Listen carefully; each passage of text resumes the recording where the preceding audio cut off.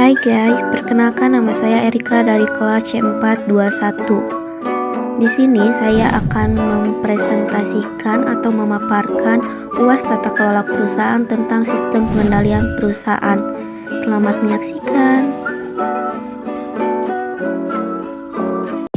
Sistem pengendalian perusahaan mengacu pada proses yang mengatur dan mengelola aktivitas organisasi untuk mencapai tujuan yang ditetapkan dengan efektif dan efisien.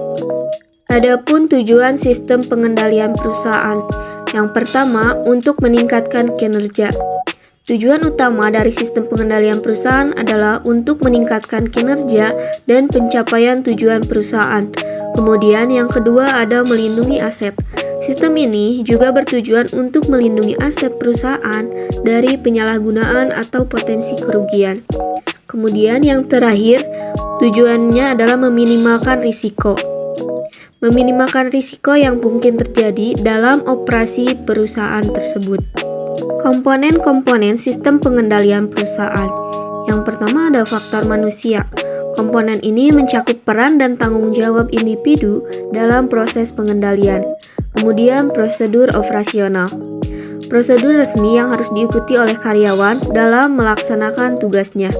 Yang ketiga ada sistem informasi, termasuk perangkat lunak, infrastruktur, dan data yang digunakan untuk pemantauan dan pelaporan.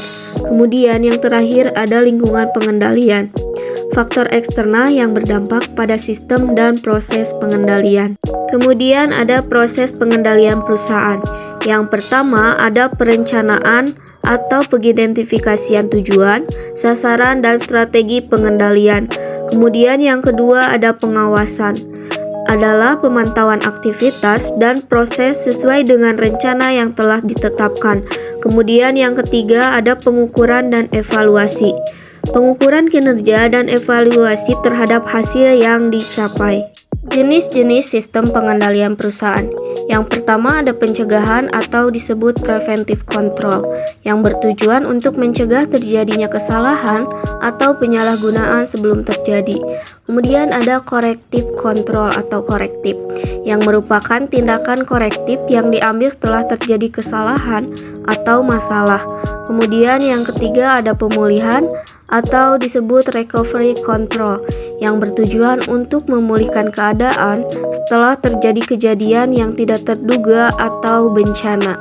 Manfaat sistem pengendalian perusahaan diantaranya yang pertama ada penegakan disiplin, di mana sistem pengendalian membantu dalam menegakkan disiplin dan akuntabilitas di lingkungan kerja. Kemudian yang kedua, informasi yang akurat. Penyediaan data dan informasi yang akurat untuk pengambilan keputusan yang lebih baik. Kemudian ada pemantauan kinerja. Kemampuan untuk memantau kinerja organisasi secara terus-menerus. Ada pula tantangan dalam implementasi sistem pengendalian perusahaan. Yang pertama, kompleksitas organisasi, di mana organisasi yang besar dan kompleks dapat menghadapi kesulitan dalam menerapkan sistem pengendalian efektif.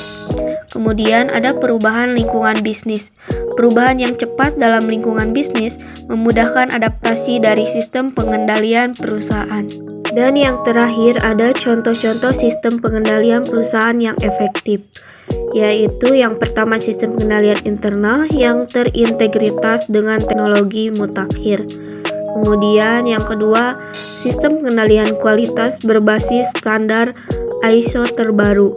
Kemudian yang terakhir, sistem pengendalian risiko dengan pendekatan proaktif dalam mengidentifikasi dan mengelola risiko.